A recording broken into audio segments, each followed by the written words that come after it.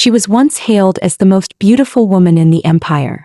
Yet her gambling-addicted father wagered her away to a billionaire.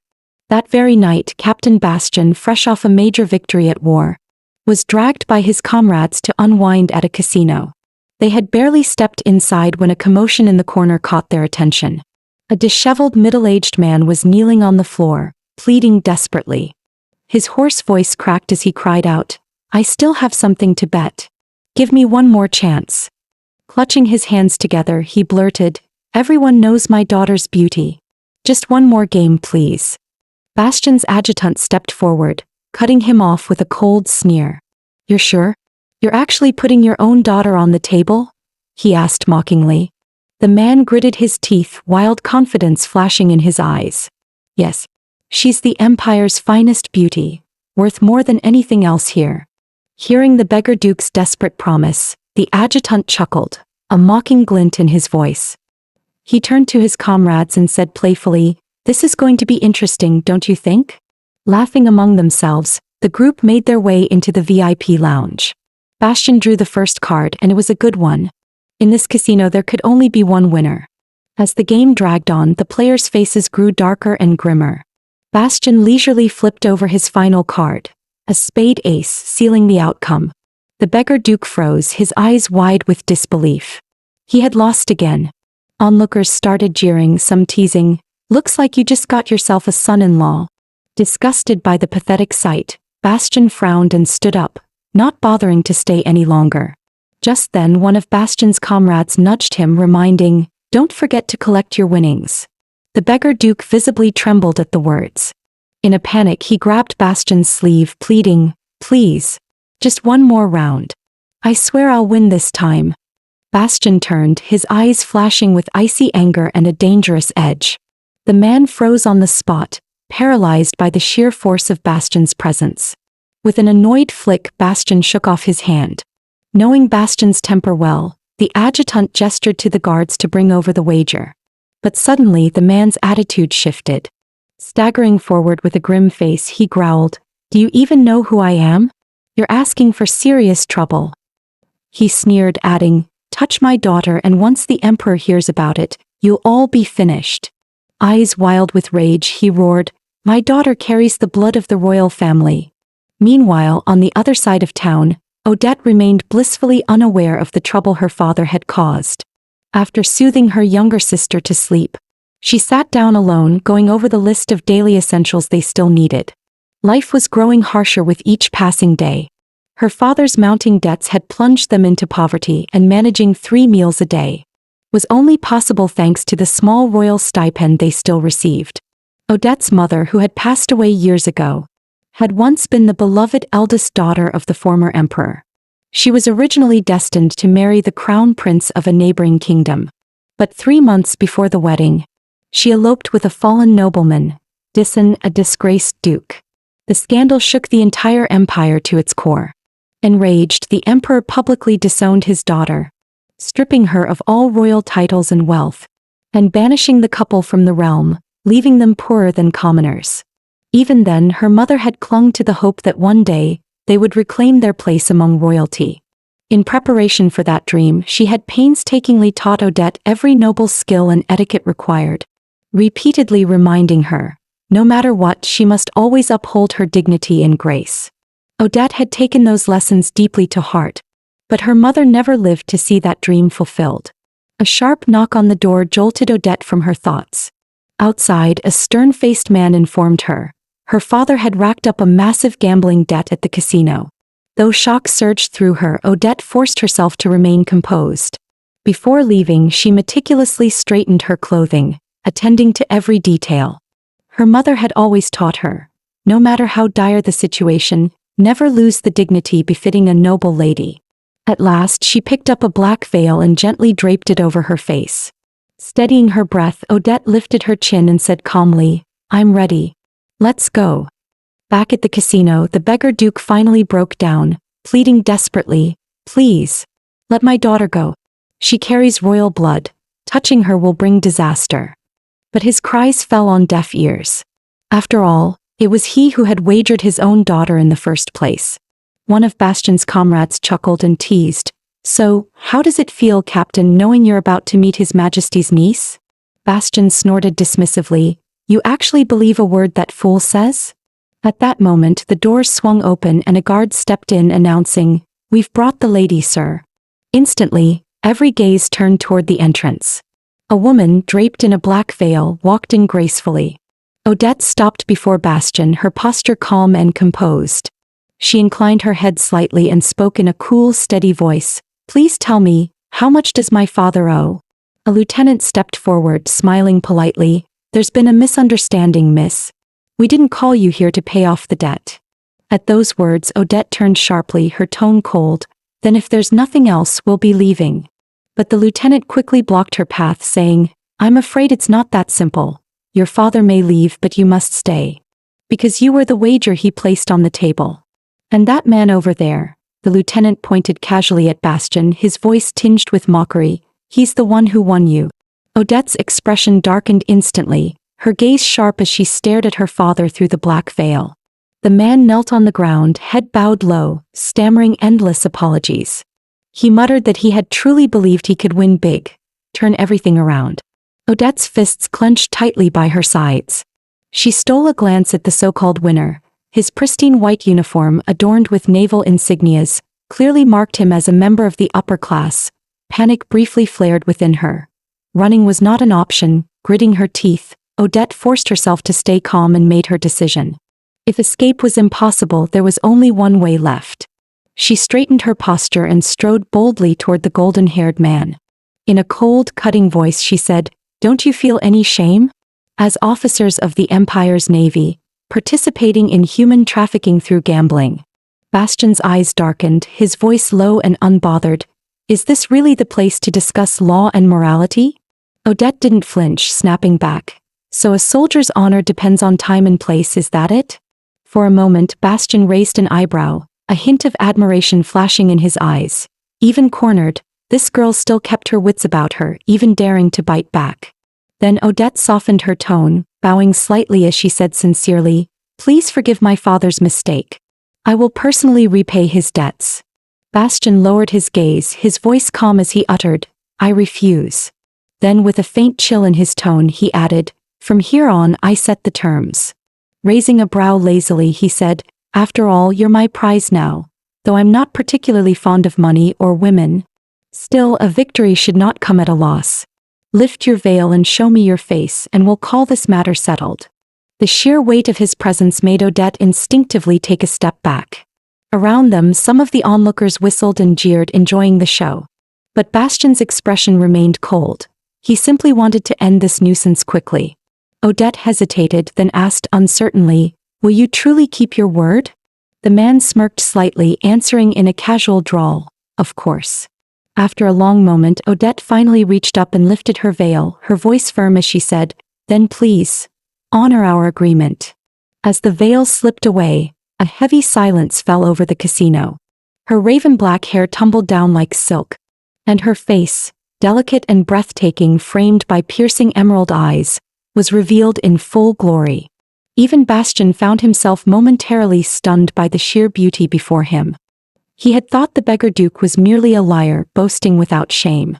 But now he realized, the daughter he had gambled away was truly of unparalleled beauty. True to his word, Bastian honored their deal and let Odette go. Yet the very man who had almost gambled away his daughter came home and collapsed into bed as if nothing had happened. Odette's younger sister stomped her foot in fury. It's bad enough he drinks and racks up debts every day, but to do that to you? Tearfully she asked, Can't we tell the emperor? You're his niece after all. At those words Odette shot to her feet, panic flashing across her face. No. Absolutely not. She knew all too well. If her father's disgrace became public, even the small stipend from the royal family would be cut off. In the emperor's eyes, their existence was nothing but a stain. A reminder of the sister he had once loved and lost to scandal. Meanwhile, in the coastal city of Arden, the playground of the privileged, Bastian had just stepped out of the car. His Aunt Maria rushed over to greet him, visibly flustered. She had heard the news that Bastian had inherited a massive fortune from his mother's family and wasted no time reminding him, You must seize this opportunity wisely. After all, No one knew better than Bastian why his grandfather had entrusted him with everything. Bastian simply smiled and feigned ignorance, offering no response. Seeing his reaction, Maria wisely chose not to press further, instead changing the subject. Today your half-brother Franz will announce his engagement to the daughter of Count Klein. At that name, a flicker of emotion passed through Bastian's eyes. Franz, the son their ambitious father had designated as heir, simply because his mother was of noble blood. Bastian couldn't help but chuckle. Father must be over the moon, his younger son marrying into high society. Seizing the moment, his aunt advised warmly, "You should also start looking for a bride who can stand by your side." Bastian considered it for a moment, then responded with an easy smile, "I'll think about it." His aunt shook her head, half laughing, half serious, "But let me give you one warning, stay far away from Princess Isabel. She'll drag you straight to hell." After all, the rumors of the crown princess's obsession with Bastian had already spread like wildfire through the entire social circle. Bastian's mind briefly drifted back to his days at the military academy. He still remembered that burdensome visit when the emperor had brought his eldest daughter. With a wry smile, he shook his head, "I feel nothing for the princess." But his aunt grew serious. "Don't be so naive. The emperor saw how love blinded his sister and ruined her life. He won't easily tolerate the risk of watching his daughter make the same mistake." Hearing this, Bastian's mind flickered back to the beggar duke he had encountered just 2 days ago. And the girl he had spoken of, the one said to carry royal blood. Noticing his distraction, his aunt asked gently, "Is something troubling you?" Bastian returned to the present, smiling faintly. "Rest assured, what you fear will never come to pass."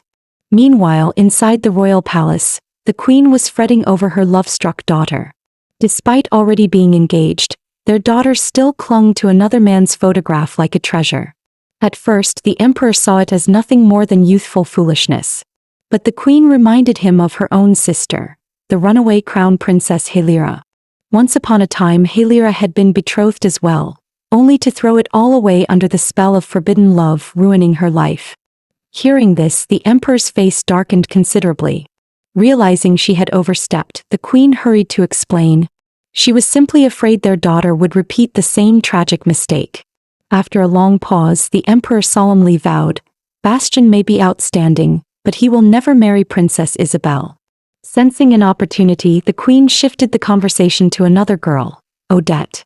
She warned, "The Duke of Dissen is causing endless trouble. If nothing is done, Odette could easily be dragged down too." The emperor's voice turned cold. "My sister is long gone. Whatever happens to Dissen's family has nothing to do with me." Yet the queen persisted, her voice soft but firm. "Dissen may be contemptible, but can you truly turn your back on Halira's only daughter?" At that, a flicker of hesitation crossed the emperor's stern gaze. The queen pressed her advantage, suggesting, "Why not arrange a trial engagement for Odette? With someone like Bastian Clavis. Though born of low blood, he is a national hero and heir to one of the empire's wealthiest families." The queen continued, "Yes, his lineage is humble, but his merits speak for themselves. And most importantly, if Bastian marries Odette, Isabel will be forced to give up her foolish infatuation." Her voice grew more earnest. "For the sake of our daughter and your sister's legacy. Please, your majesty, let Bastian and Odette marry." In this world, marriage was nothing more than a transaction. Bastian's father had secured vast wealth through marrying his mother. Later, he elevated his social standing by remarrying into nobility. Bastian had never forgotten the lesson hidden in his father's life choices.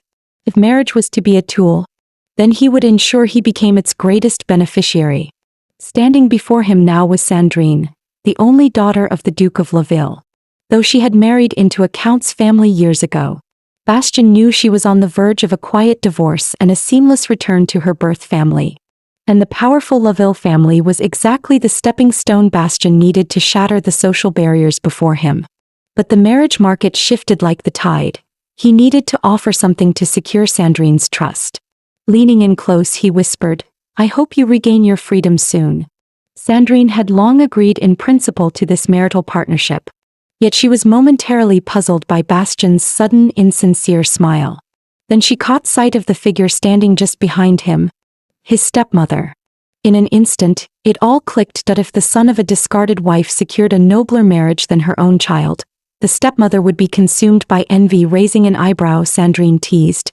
You even factor that in? Exhausting, isn't it? With their partnership silently sealed, Sandrine turned on her heel and left without another word. Bastien stepped onto the balcony, needing some fresh air. Bathed in the silver moonlight, he found himself momentarily lost in thought. For some reason, that stunning girl came to mind. The one who hadn't shed a single tear, even at the bitter end. He quickly shook the image away, a wry smile tugging at his lips, thinking about someone so irrelevant. How unlike him. Just then his aunt came rushing over, flustered. Bastien, what are you doing out here? The seaside. It's not exactly filled with good memories for you. Have you forgotten? Her voice softened, recalling the day he had almost drowned in these very waters.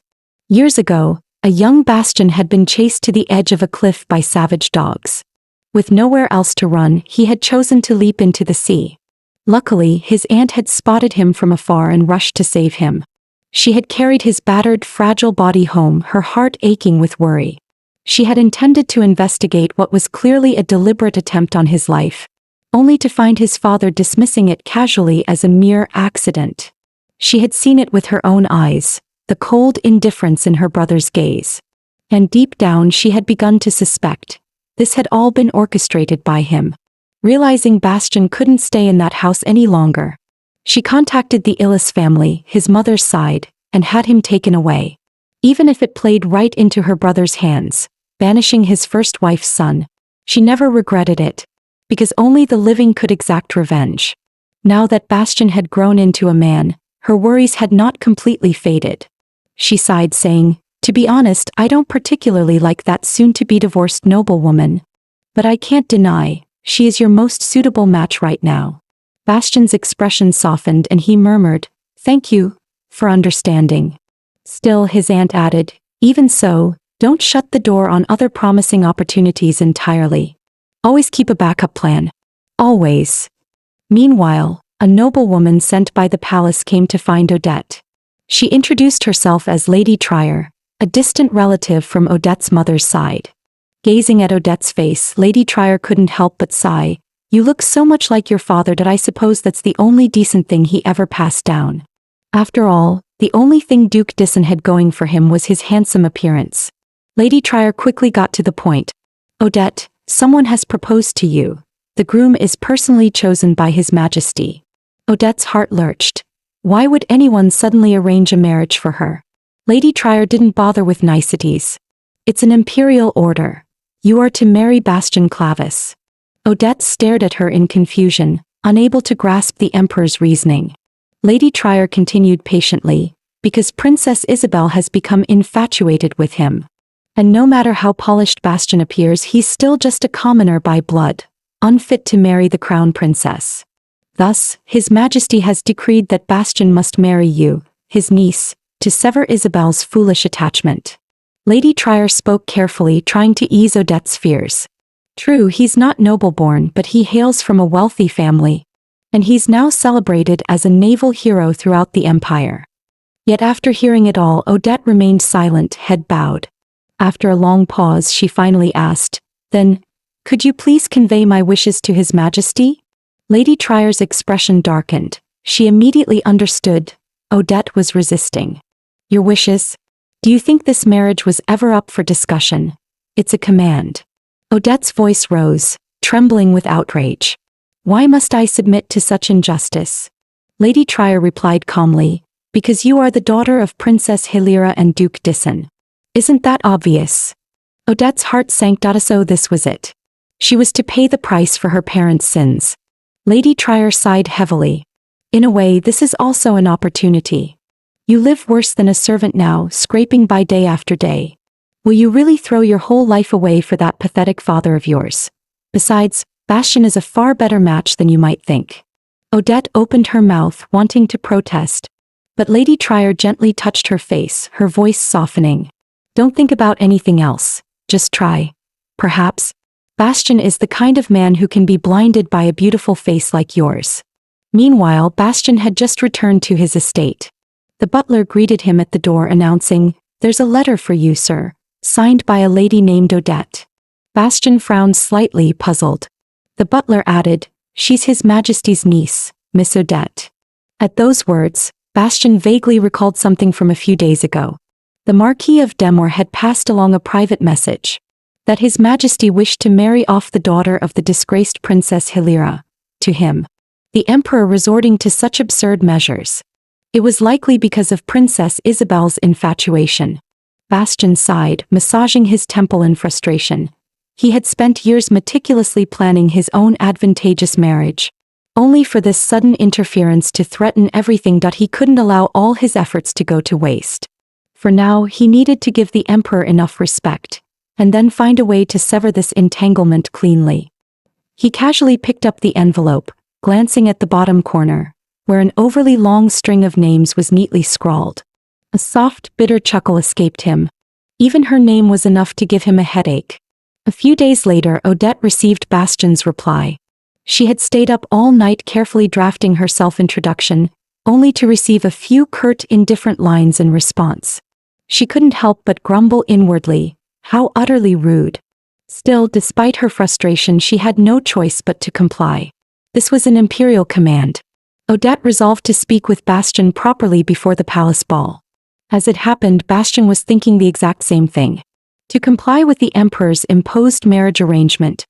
His plan was simple. Enter a contractual marriage with Odette, then divorce her once Princess Isabel successfully married the prince of a foreign nation. That way he could still honor his original plan, to marry the Duke of Laville's daughter a year later. Bastian had already arranged a meeting with Odette at a designated location. All he hoped was that Odette would be easy to negotiate with. In a lavish restaurant, Odette arrived right on time. Yet an entire hour passed without any sign of Bastian, and she couldn't help but wonder, was he even planning to come at all? Just then, a man in a crisp military uniform entered the restaurant. Odette looked up, she knew instantly that it was him. The man walked toward her with steady, unhurried steps. And Odette's heart gave a sharp jolt. For a moment she doubted her own eyes. How could this be possible? The man who had won her as a gambling prize that night was none other than the Empire's celebrated hero. Bastian too was momentarily stunned. Surely it couldn't be that much of a coincidence? The prize he had won that night was now his intended bride. Bastian's lips curled into a faint, amused smile that he removed his cap with a graceful motion and introduced himself, Bastian Clavis. "It seems, Miss Odette, that we've already met once before." Odette lowered her gaze, her voice tight with restrained anger. "Did you know about this from the start?" Bastian took a leisurely sip of his tea before replying calmly, "Regrettably, I'm not blessed with such a vivid imagination. Who could have guessed?" He chuckled softly, that a man wagering away his daughter would turn out to be a duke, and that the prize I claimed was the Emperor's own niece. Odette could feel the hostility radiating off him. In truth, the very moment their eyes first met, she had realized, this man neither respected her nor wanted this forced marriage. On that point at least, they were in complete agreement. After a brief pause, Odette spoke, "Captain Clavis, I would like to ask you to refuse this engagement." Yet Bastian simply smiled and refused. Odette, however, didn't understand the true reason behind his decision. To prove his loyalty to the Emperor, Bastian had to accept this marriage, and he made no effort to hide his true intentions. They would fake their relationship long enough for Princess Isabel to marry abroad, then divorce immediately after. Odette stared at him in shock. Was he really planning to deceive the royal family? Bastian's gaze turned cold. "Please don't misunderstand. As long as we look like an engaged couple, the Emperor won't care if it's real or not." As a soldier, he was bound to obey orders without question. A cold dread settled over Odette's heart. She was nothing more than a shield for the royal family's reputation. After a moment's silence, Odette pressed on, "Aren't you worried about the rumors that will follow? It could tarnish your reputation." But Bastian remained utterly indifferent that he had no intention of playing the gentleman. As his words fell away, Odette hesitated. Bastian arched a brow, adding lightly, "Of course, if you truly object, you're welcome to refuse the marriage yourself. Surely His Majesty would listen to his beloved niece before he'd listen to me." Yet even as he said it, Bastian knew full well, Odette had her own reasons for being here. When she remained silent, Bastian decided not to waste any more time that he rose from his seat, ready to leave. But just as he turned, Odette called out, extending a small envelope toward him. Bastian blinked. Is this payment for the tea? Odette nodded gracefully. Exactly that. I have no intention of freeloading. Staring at her earnest expression, Bastian froze, then burst out laughing. Placing his cap back on, he quipped, save your money, or better yet, use it to support Duke Disson, before he gambles you away again. Odette frowned, confused. What do you mean by that? Bastian's smile faded, his tone sharpening. That night you were lucky. You met me. Next time you might not be so fortunate. Odette stood frozen, watching him walk away. She knew full well, this man held nothing but disdain for her. Yet even so, she had no choice but to carry out the Emperor's will. Perhaps Bastian's cruel proposal really was the only way forward. Burdened with heavy thoughts, Odette returned home. As she reached the door, she heard angry shouting from inside. She hurriedly pushed the door open, only to see her father raging, threatening to steal the small savings she and her sister had carefully hidden away, even resorting to violence. In a flash, Odette rushed forward and shielded her sister with her own body. Her father's hand swung down and struck Odette hard across the face. For a moment he froze, realizing what he had done. His bluster faltered, replaced by awkward guilt. Odette's voice was icy as she spoke. Don't you dare lay another finger on Tira, that if you do, I will not stay silent. Her father sneered defensively. And if you don't? What are you going to do? Odette stepped forward, lifting her chin to meet his gaze, her voice sharp and unwavering. Then the thing you fear most will happen. You know better than anyone. Without me, the royal family would cut off Disson House's support without a second thought. Her father's face twisted with anger, but he dared not say another word. With a furious huff, he stormed out. Odette knew perfectly well she was his last and only lifeline. Without her, the money would dry up and Disson House would collapse completely. She and her half-sister Tira had survived together all these years. Tira meant the world to her, and she refused to lose the fragile life they had managed to preserve. Clenching her fists tightly, Odette reminded herself, to protect what little she still had, she could not afford to show weakness. She would endure. Endure not just her father's cruelty, but the sham marriage she had agreed to, all for the sake of duty and survival. Not long after sealing the marriage contract with Odette, Bastian received his very first invitation to a royal ball. It wasn't in recognition of his military achievements, but purely because of the imperial marriage he had just agreed to. He understood at once. This was a test from the Emperor. Even so, Bastian thought it wasn't a bad reward. And surely, that woman had received an invitation too. Remembering Odette's stubborn yet strangely innocent demeanor, Bastian couldn't help but chuckle, wondering with faint amusement, what would she look like stepping into the ballroom? The event was a grand affair, drawing every noble family with even a shred of influence. The moment Bastian entered, he was immediately swarmed. Young noblemen flocked around him, eager to gain favor. He moved through the social scene with effortless ease. But the sight of it left his half-brother Franz seething with resentment. Franz could hardly believe what he was seeing. Not only minor nobles, even Duke Herhard, one of the Emperor's closest confidants, greeted Bastian with warm familiarity. Franz's face twisted in barely concealed fury. Wasn't Bastian supposed to be nothing more than a cast-off from the Clavis family? A low-born nobody? At that moment, Bastian spotted Franz lingering in a corner and approached him with a polite greeting. He then turned and courteously acknowledged Franz's fiancée. Franz, brimming with jealousy and resentment, could barely contain his urge to humiliate his older brother. He sneered, "So how does it feel, stepping into the royal palace for the first time?" Bastian smiled easily, his voice smooth as silk. "Absolutely thrilling. An honor, truly, just like it must have been for you once upon a time." Franz's smirk froze on his lips. Was Bastian mocking him? At that moment, the guards announced loudly, "Lady Odette of House Disson has arrived." Franz's heart leapt. Here she was, the woman who would surely disgrace his brother in front of everyone.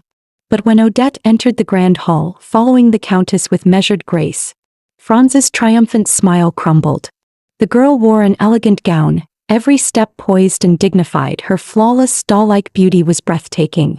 And those emerald green eyes, bright, pure, utterly captivating, left the entire hall stunned into admiration.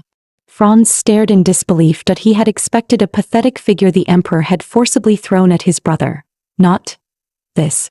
Bastian's gaze locked onto Odette, and without hesitation he strode purposefully toward her. Silence fell over the ballroom as if the entire world had narrowed down to just the two of them. Their eyes met, neither speaking at first. After a long moment, Bastian smiled slightly, offering a gentleman's bow. "Shall we, my dear Lady Odette?" The ball officially began, with graceful music filling the grand hall. Under the watchful gaze of the emperor and empress, the nobles flooded into the dance floor. Though Franz held his fiancée's hand, his gaze kept darting toward Bastian. Standing together, Bastian and Odette looked strikingly perfect. A match made in heaven. As they danced, Bastian leaned in and said, "I must admit, I worried you might refuse to attend." Odette replied evenly, "An imperial order carries great weight for me." Bastian arched an eyebrow. "Then, may I assume you're willing to help me see this farce through to the end?" Odette lowered her head, offering no answer. But Bastian understood perfectly. After tonight, Odette's reputation would be irreparably damaged. She knew it, and yet she had still come. Clearly, she had something she wanted from the emperor too.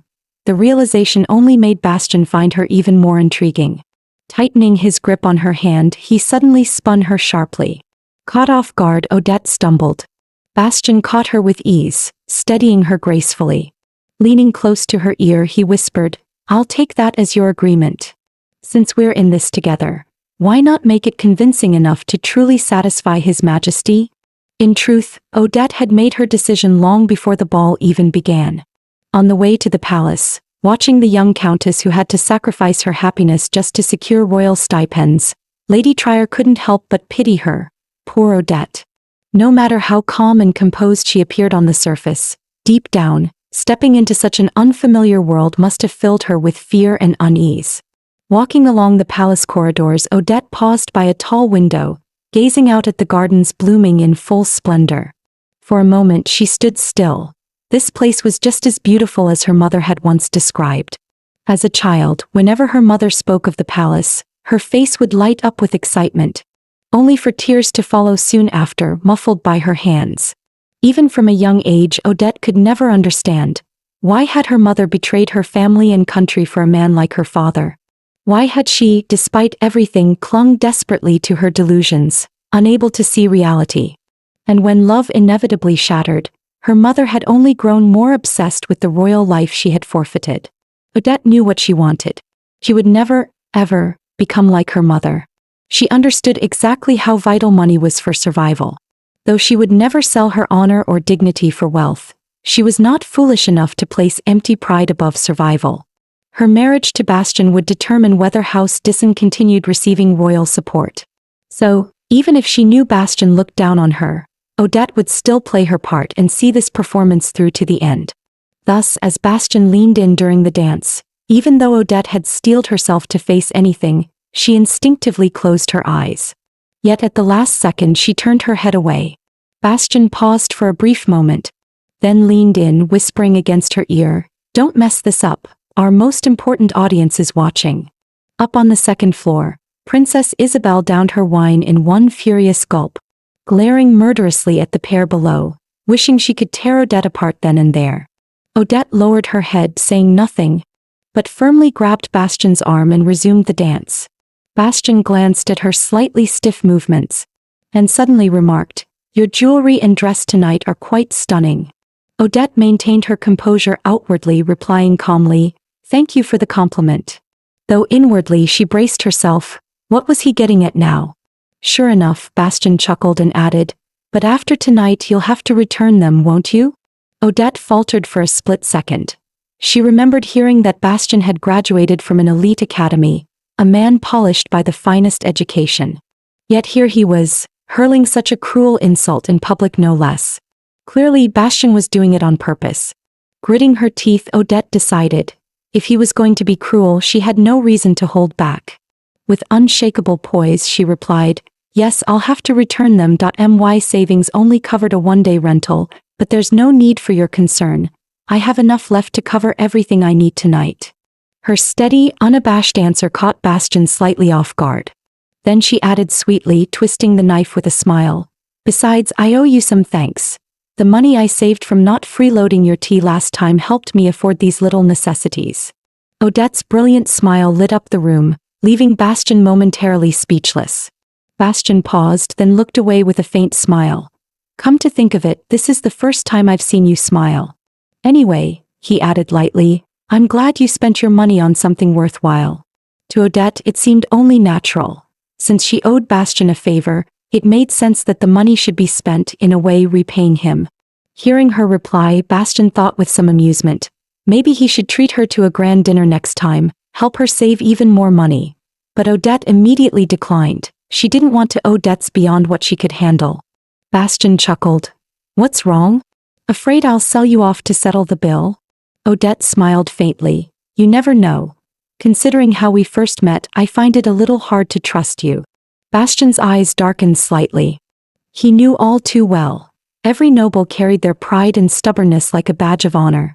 And Odette was no different. That unyielding spirit, that proud, unbending posture. He thought about it too long. But before he could dwell any further, a sudden commotion behind them pulled him back to reality. Bastian turned sharply at the sudden noise. Princess Isabel was stumbling toward them, her steps unsteady with rage. Her face was flushed from the alcohol, her eyes glassy and unfocused as she ignored the greetings of the other nobles, barreling straight toward Bastian and Odette. She glared viciously at the woman standing at Bastian's side. Then, without warning, swung her hand. A sharp slap cracked across Odette's face. Isabel spat through gritted teeth. Stay away from Bastian, you filthy little beggar. She had loved Bastian for 6 long years. Isabel knew full well. Her parents had arranged this marriage with the pauper's daughter only to force her to give up. Marrying Bastian to the daughter of a fallen princess would smother the rumors about the royal heiress being in love with a commoner. And Bastian, loyal, stupid Bastian, had accepted it without protest like the obedient soldier he was. But Isabel couldn't stand it. Couldn't stand seeing Bastian treated so unjustly, even by royal decree. In her mind, only she truly understood Bastian. He was convinced he must love her back. And yet, somehow, no matter what she did, she couldn't make him see her feelings. Instead, he was forced to dance, forced to smile, beside a woman of low blood and no worth. A woman who had sold herself cheaply for money. The moment Isabel got a clear look at Odette's face, her rage exploded. She stormed forward and struck Odette across the cheek once more, the slap echoing sharply. I order you, stay away from Bastian. You filthy beggar's daughter. You're only here to escape your miserable, pathetic life. You're nothing but a shameless woman. As Isabel's violent motion tugged at Odette's dress, the borrowed necklace around her neck snapped, sending a trail of glittering gems rolling across the floor. Bastian immediately stepped between them, shielding Odette. Please, Your Highness, calm yourself, he said quietly. But Isabel was far beyond calming. She shrieked, her voice shrill and hysterical. She's seducing you for money, Bastian. She's nothing more than a high-class whore. The cutting words rang out across the entire ballroom, yet Odette's expression remained eerily composed, untouched. She told herself firmly, this was just a love-crazed princess, lashing out with whatever cruelty she could muster. Without a word, Odette bent down and calmly gathered the scattered jewels. Isabel could never begin to imagine the kind of life she had endured. Even under this humiliation, Odette knew exactly what mattered most. She was here, simply obeying an imperial command. Only after gathering every scattered gem did Odette slowly rise to her feet.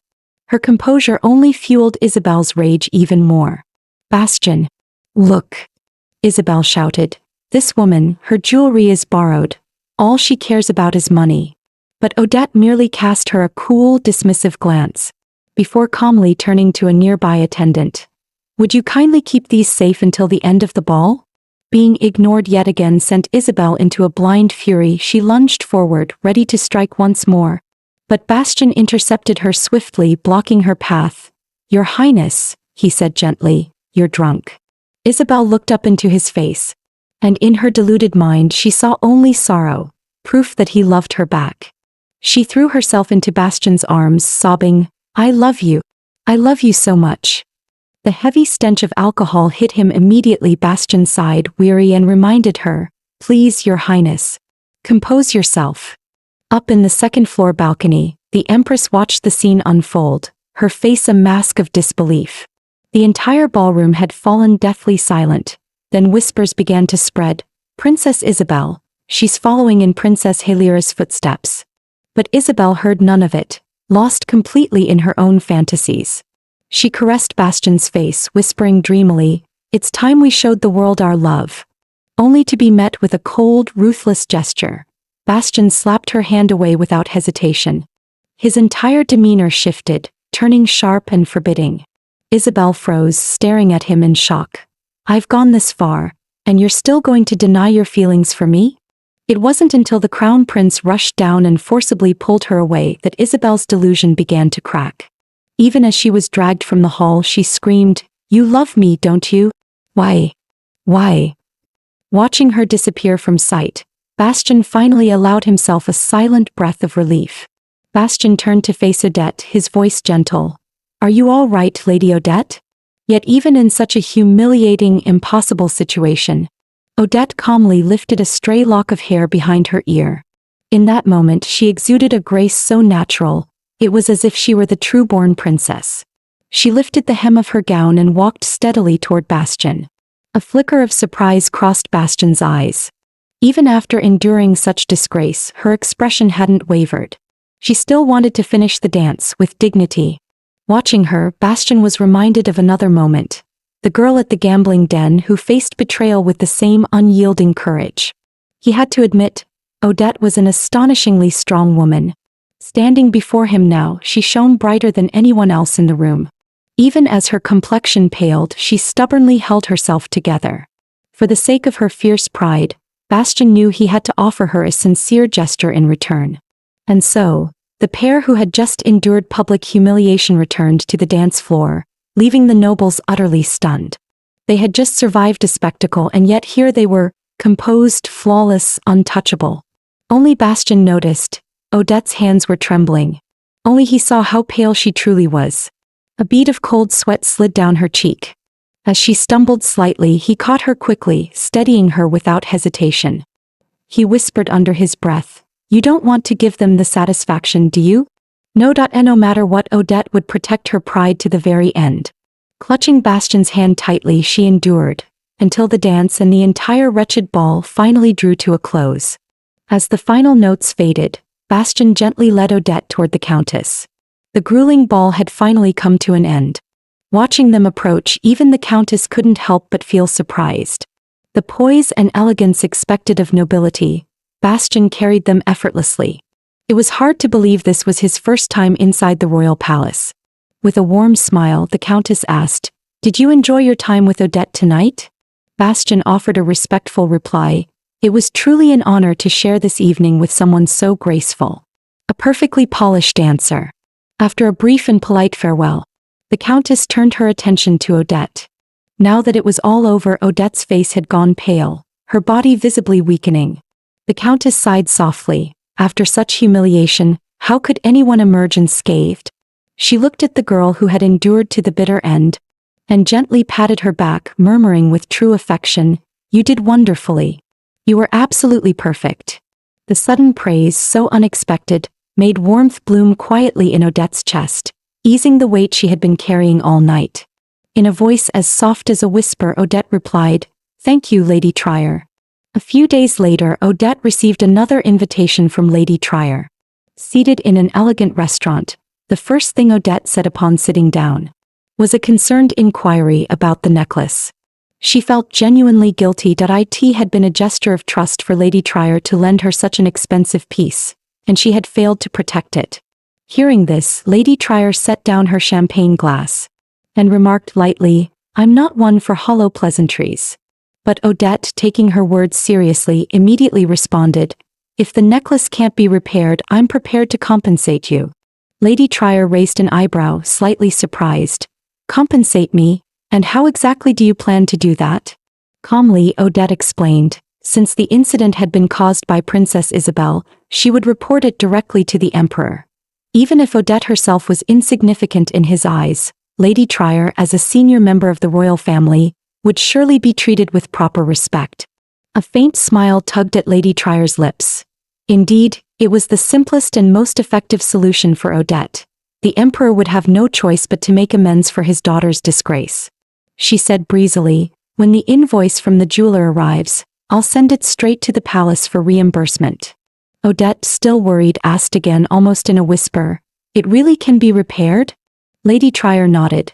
"Thanks to you gathering all the scattered gems, it should be fully restorable."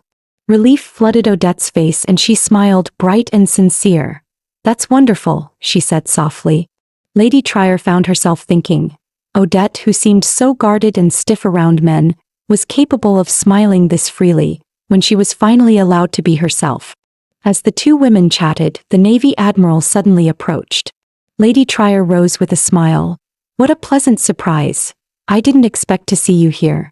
Odette looked up. Beside the Admiral stood Bastian. Their eyes met midair and for a brief moment both froze. The coincidence felt almost too deliberate. Lady Trier quickly smoothed over the moment, saying with perfect ease, "Since we've all met by chance, why not dine together?" It was then that Odette finally understood. This meeting had been carefully orchestrated. They were seated in the busiest, most prestigious restaurant in the district, at the height of the Saturday lunch crowd, and right at the most prominent table in the center.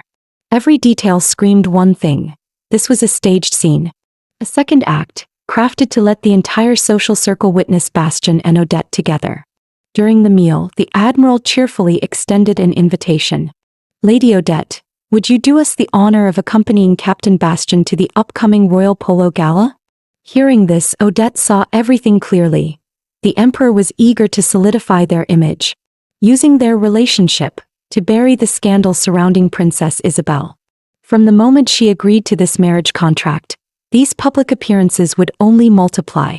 She had no way out, so she would face it head-on. Odette offered a composed smile. "If it's your invitation, Admiral, I would be honored."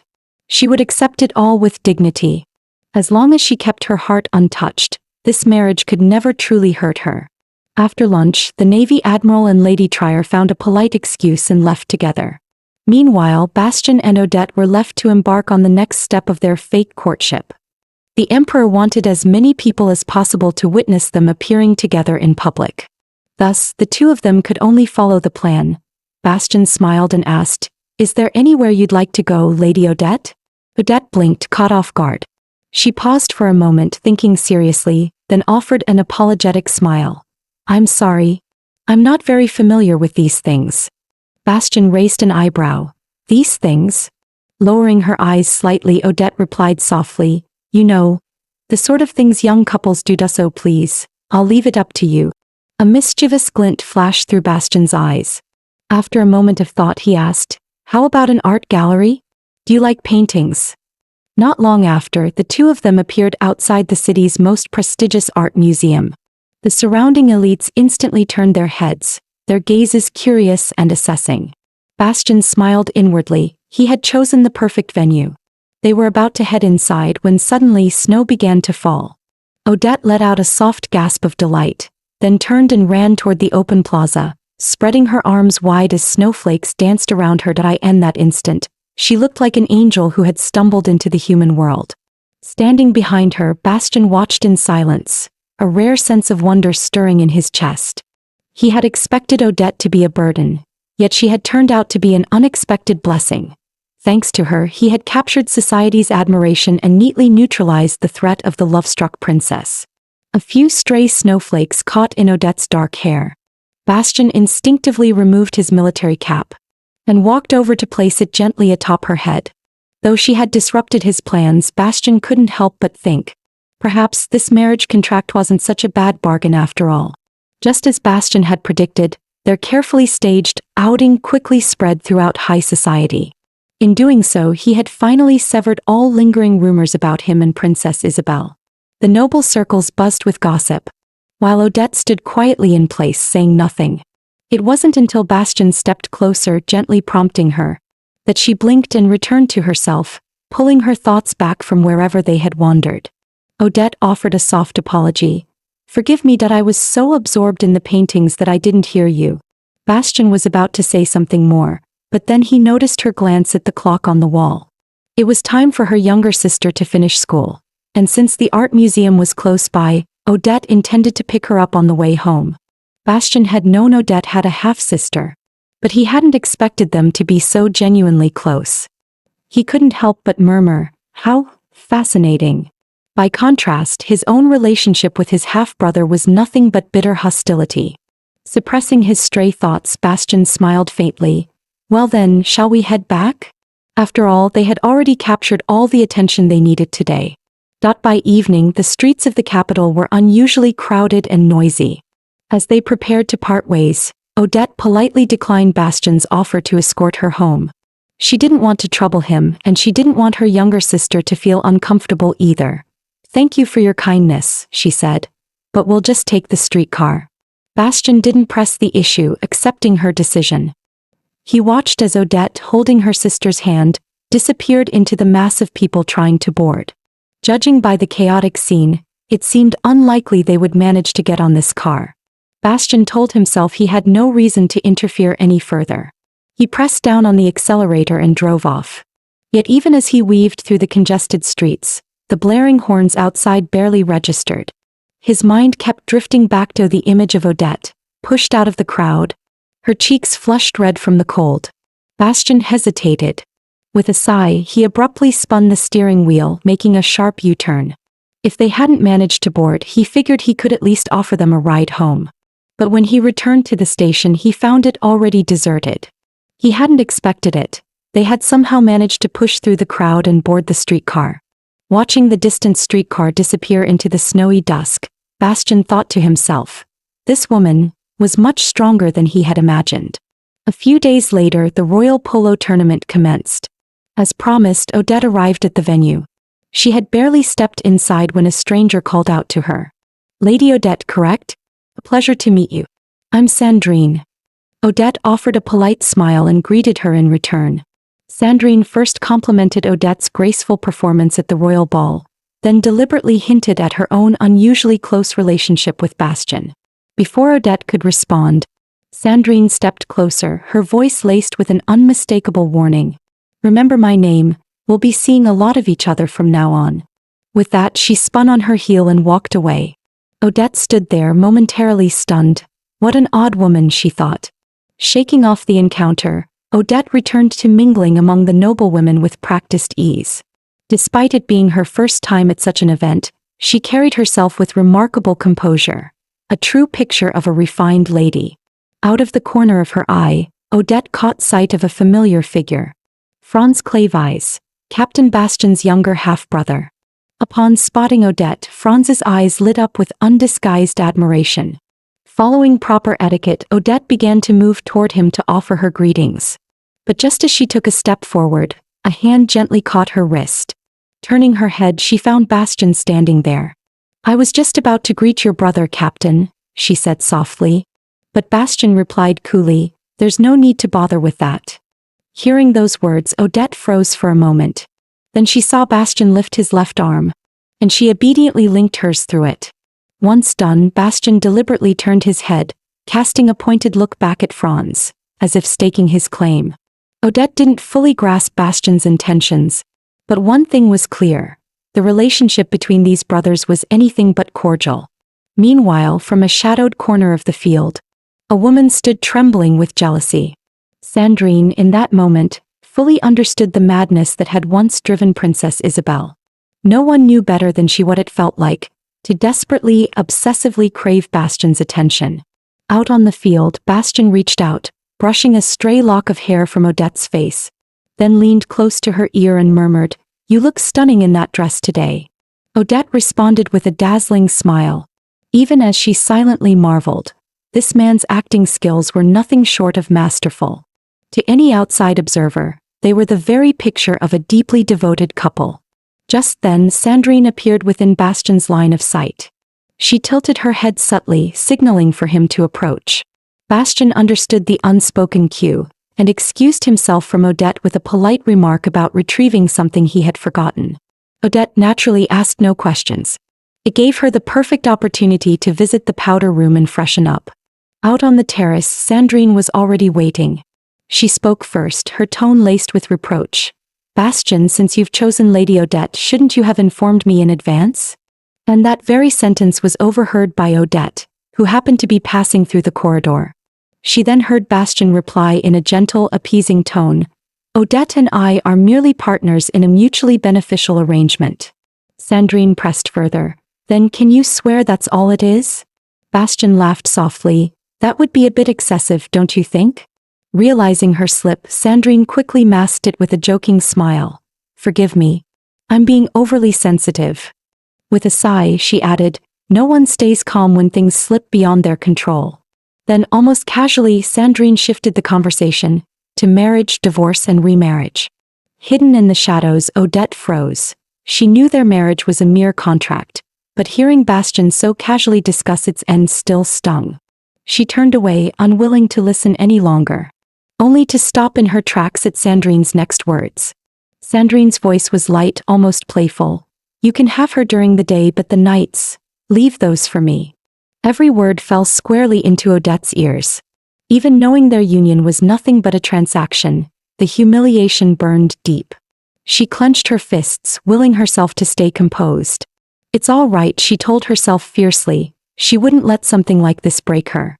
Bastian stood there, silent for a long moment, offering no reply to Sandrine's veiled question. Sandrine couldn't help but prompt him, only for Bastian to suddenly brush her hand aside. He shifted his tone, formally addressing her. "Countess, that would be rather inappropriate, wouldn't it?" A flawless, insincere smile curved his lips as he added, "I'd like to believe our friendship hasn't degraded into something as base as pure desire." Biting back her frustration, Sandrine finally let the matter drop. Under her breath, she murmured, "Yes, a truly precious friendship indeed." Then, just as he had done with Odette earlier, Bastian reached out and brushed a stray lock of hair from Sandrine's face. His voice was gentle and yet laced with mockery. "Maintain your dignity, Countess. It suits you far better." With that, he turned sharply on his heel and walked away without a second glance. Sandrine remained frozen, watching his retreating figure. She knew perfectly well. Bastian had never, not even for a moment, harbored any true affection for her. But it didn't matter. If staying by his side meant enduring such a cruel arrangement, then she would endure it willingly. The royal polo tournament officially commenced. As per tradition, each lady was expected to present her partner with a token of affection, to wish him luck in the upcoming match. Yet, Odette stood frozen, making no move. She had nothing of her own to offer, not a single thing that truly belonged to her. Bastian, noticing her hesitation, reached out and deftly untied the ribbon from her hair. He said quietly, "I'm not usually one for ceremonies, but given our special situation, let's honor the custom." In the next instant, Odette's hair tumbled loose, rippling in the breeze. Bastian smiled faintly. "This will do nicely. I'll be sure to treasure it." With that, the match began and Bastian, already the center of attention, rode onto the field. The ribbon tied to the end of his mallet fluttered brightly under the sunlight. Watching him, Odette felt a strange twinge in her chest, as if this gesture was a silent claim. The game unfolded in a flurry of action. Near the end, disaster loomed. The ball was rolling straight toward their own goal. In a breathtaking move, Bastian intervened, stopping it with impossible precision. Then, with a single powerful strike, he sent the ball soaring into the opposing team's goal. One shot. Victory secured. The crowd erupted into thunderous applause. Bastian, always full of stunning surprises. After his victory, the first thing Bastian did was look back, searching for his fiancée. He found Odette among the applauding crowd, her expression calm and composed. The sight caught him off guard. Meeting his gaze, Odette offered a polite nod, nothing more. For a fleeting moment, a trace of disappointment flickered in Bastian's eyes. Was that her way of saying she intended to fulfill her duties and nothing beyond that? Meanwhile, in the resting area, Sandrine stood brooding, her eyes locked onto Bastian's polo mallet. The pink ribbon tied to it seemed to mock her with its very presence. The same man who had always scoffed at noble traditions had today flaunted Odette's token for all to see. In a sudden burst of rage, Sandrine yanked the ribbon off the mallet. Without a second thought, she hurled it into a muddy puddle in the corner. To her, that was exactly where such a thing belonged. Odette had originally intended to stay for the celebratory banquet. But a sudden commotion pulled her attention away. Following the crowd's gaze, Odette froze, then hurried forward, desperate to believe her eyes were mistaken. Yet reality, as always, was merciless. There, lying in the filthy mud, was the ribbon she had given away with such careful ceremony. In that instant Odette understood. Her usefulness for the day had ended. And the foolish thought she'd entertained, that she might leave the banquet alongside Bastien, shattered completely. Forcing a polite smile, Odette approached a nearby noblewoman. In a steady voice she said, "Would you kindly convey a message to Captain Bastien? Tell him I had an urgent matter and had to leave." Alone on the darkening streets, Odette felt a hollow ache stir in her chest. If not for the pitiful royal stipend, she would never have needed to endure such farce. If only there were another way to earn money. Lost in thought, she came to a stop before the public notice board. One announcement in particular caught her eye, a job posting for a private tutor.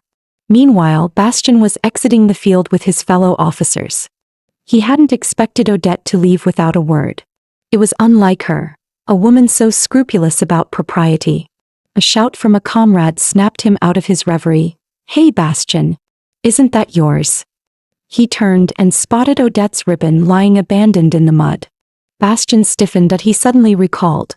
Lucas had mentioned that Sandrine had visited the lounge. Could it be that Odette had seen it and left because of that? His face darkened instantly. Under the curious stares of those around him, Bastien strode toward the muddy patch. He knelt down and picked up the soiled ribbon with his own hands. Whatever the circumstances of its exchange, it had been entrusted to him, and it was his to protect.